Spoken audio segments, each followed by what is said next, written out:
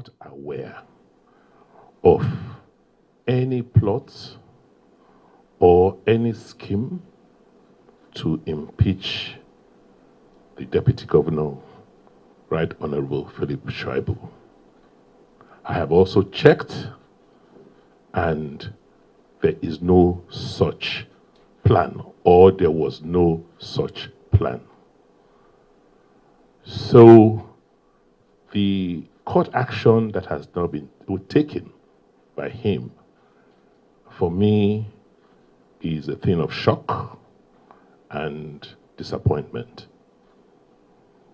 I have sat back to reflect, try and understand why somebody I've worked closely with and given so much latitude to work has decided to go on this course of action, and in fact gotten to a point where he had to go to court. Andrew Nwanta is a constitutional lawyer and immediate past Commissioner for Communication and Orientation in Edo State. He joins us now in the studio. Andrew, thank you for coming to Newsnight. Yeah, thank you for having me. It's a pleasure to be here this evening. So what exactly has been the grouse between the your state governor, Godwin Obaseki, and his deputy, Shaibu? Yeah, thank you. I think the proper place to take this thing from is the fact that the governor's team are not comfortable with the ambition of the deputy governor to run for the office of governor. And if I must be very honest here, it brings to mind the Shakespearean, in Shakespeare's Julius Caesar, that popular phrase, the Ides of March. And as such, remember Mark Antony's oration, where he talked about your ambition must be of sterner stuff. And he referred to Brutus, who said Julius Caesar was ambitious, and said Brutus is a honorable man. And if you now look at the present dramatis personae, one can now start by asking a simple question. Where is Caesar in all of this? And where is Brutus? And where is Brutus in all of this? Oshomole is a mutual benefactor, Comrade Adams Oshomole, the present senator representing Edo North. In 2016, he sponsored the candidacy of Obaseki. Obaseki was relatively unknown, right, in the political space. He saw him as a technocrat. And for him, because of the state of the economy, there was need to bring somebody to help manage the economy because he was chairman of his economic team. Against all odds, against all advice, from what the party members at the time felt, he was imposed on them. And of course, his political godson, Shaibu, who was in the House of Reps, was made to serve as a running mate.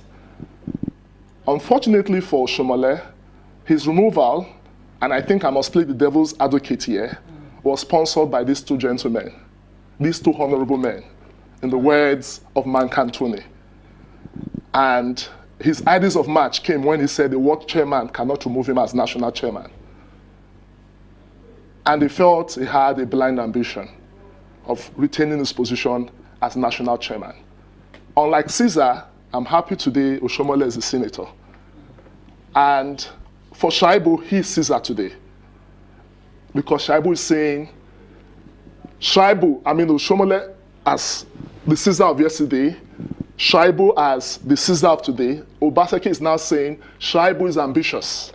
Yeah, but I hope Shaibu's ambition is made of sterner stuff, because it is that ideas of March, that warning that has made him to go to court, because he knows too well what happened in Oshomole's case. It sounded like a joke, but it became a reality. So to avert that reality, there was need to go to court to stop it, because the issue of the impeachment is very real. It's as real as Oshomole's removal as national chairman of the APC. All right, but as far as Obaseki is concerned, Philip Shaibu may just be the Brutus that he would say a tu brute too, but it's over a year away before the elections in Edo State are called. This ambition, purported ambition of Philip Shaibu, is it not a distraction to the Obaseki administration right now? Because there are indications that Obaseki has said, look, pipe low on your ambition. I want to concentrate on governance. Why the need to put out this ambition right now? Is it not a distraction for the government of the state? You know, the irony, and I think it's all about dramatic ironies here and there. The governor in that same press statement was talking about, oh, it's not yet time for politics, it's a time for governance. But in that same speech, he said the following day was going out for campaign, local government election campaigns. So does that not sound like what the psychologists we call what you will call, I think there's a word for it, I'll say it, and as such, it's quite unfortunate because we are just pretending here.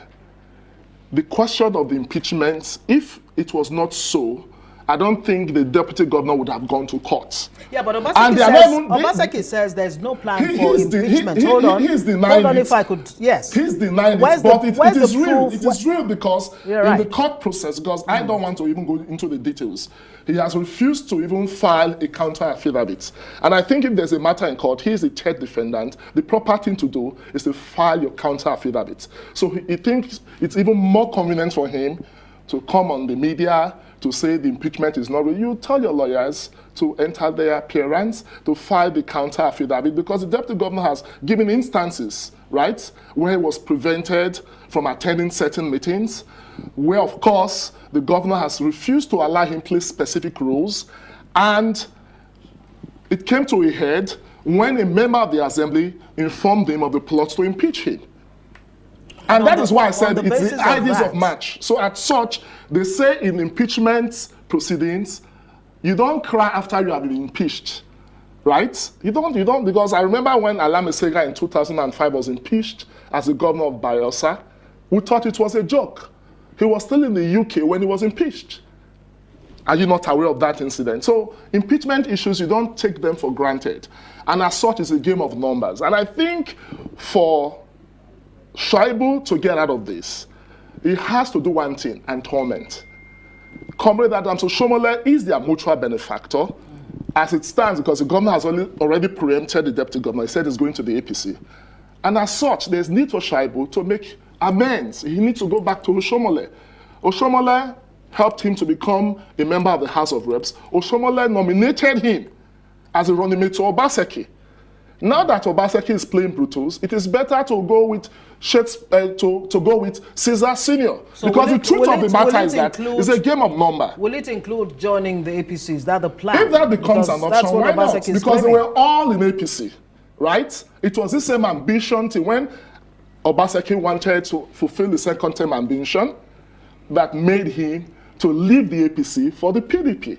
And for me, I don't think it would be fair for the governor to say he's taking the ticket of a PDP into the APC, because Obaseki actually took the APC's ticket to the PDP.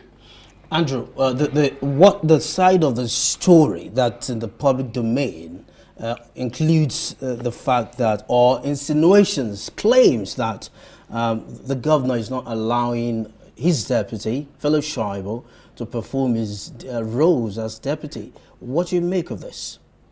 I think it is this ambition thing that has made it so. I give you a very clear example. I'm a victim of that same feeling, because the governor actually told somebody that. The problem he has with me is that my relationship with Philip Shaibu. And of course, there are very specific instances, and I don't want to mention names. The governor's feeling is not far from the reality. Shaibu was not his choice. He sees Shaibu as an imposition from Oshomole. From day one, that was how he saw Shaibu. And for him to have been able to invite the confidence of Shaibu, or to get the assistance of Shaibu to kick out Oshomole as national chairman, there were certain privileges Shaibu was supposed to enjoy by law, which he deprived him of. And as such, by the time he extended these privileges, Shaibu, in search for survival, in search of political survival, succumbed. And that is the same thing the governor is doing with the House of Assembly members. None of them have gotten their official cars. None of them have gotten their furniture allowances. None of them have even gotten their statutory constituency allowance, as their colleagues at the national are doing. And I think that is the bait he used previously on Shaibu that is now using against him with the House of Assembly members. I'm very familiar with this. And as such, I think because the matter is sub judice, it's better for us to leave it as such. And I think there was a particular expression, cognitive dissonance. In one breath, You say, oh, you don't want to be distracted, from governance. In another breath, you are saying you want to go out on campaigns. Does that not sound contradictory? And for us to face the reality on ground, the elections, the primaries will take place this year. So anybody deceiving himself about governance is just trying to play an imposing role, because it's only when you want to impose a candidate, you deprive people who are interested from indicating their interest. All right, I guess that's a good place to leave it. Whether Shuaibu sees this as, as a right is another matter. Andrew Ewranta, constitutional lawyer and immediate past commissioner for communication and orientation, Edo State. Thank you very much for joining us.